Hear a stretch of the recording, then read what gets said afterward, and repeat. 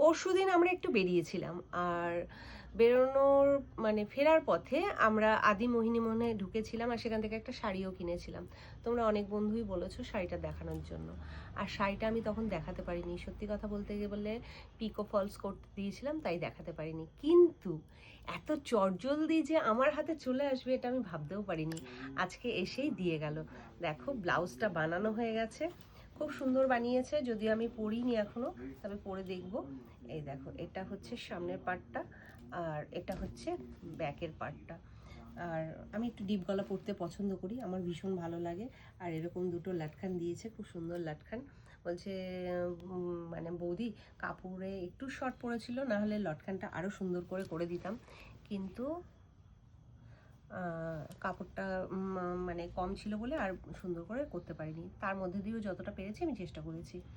আর এটা প্যাডেড বানিয়েছি, যেহেতু ভালো ব্লাউজ সেই কারণে একটু প্যাডেডই বানিয়েছি। আর ডিপ গলার সবসময় প্যাডেড হলেই সুবিধা হয়।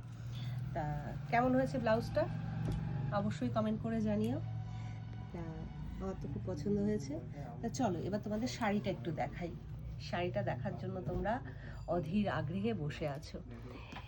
এই হচ্ছে আমার শাড়িটা, ঠিক আছে?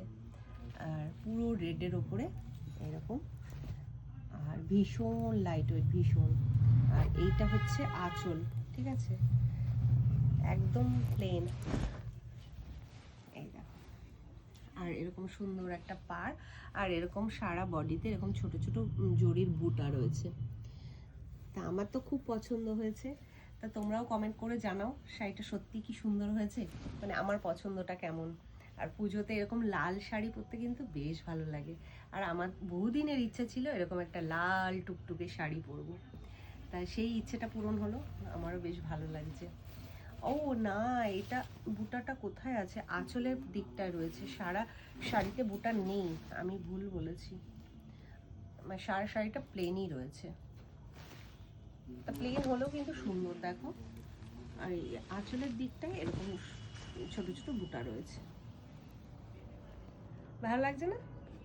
হ্যাঁ, আমাকে কেমন দারুণ লাগছে? দারুণ দারুণ, আমাকে কেমন লাগছে?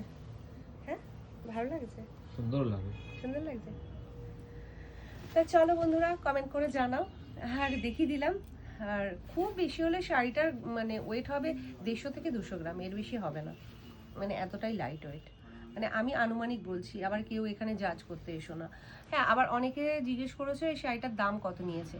শাড়িটার দাম 5,500 টাকা নিয়েছে। তা পিওর সিল্কের ওপরে রয়েছে, সেই কারণে দামটা এতটা বেশি।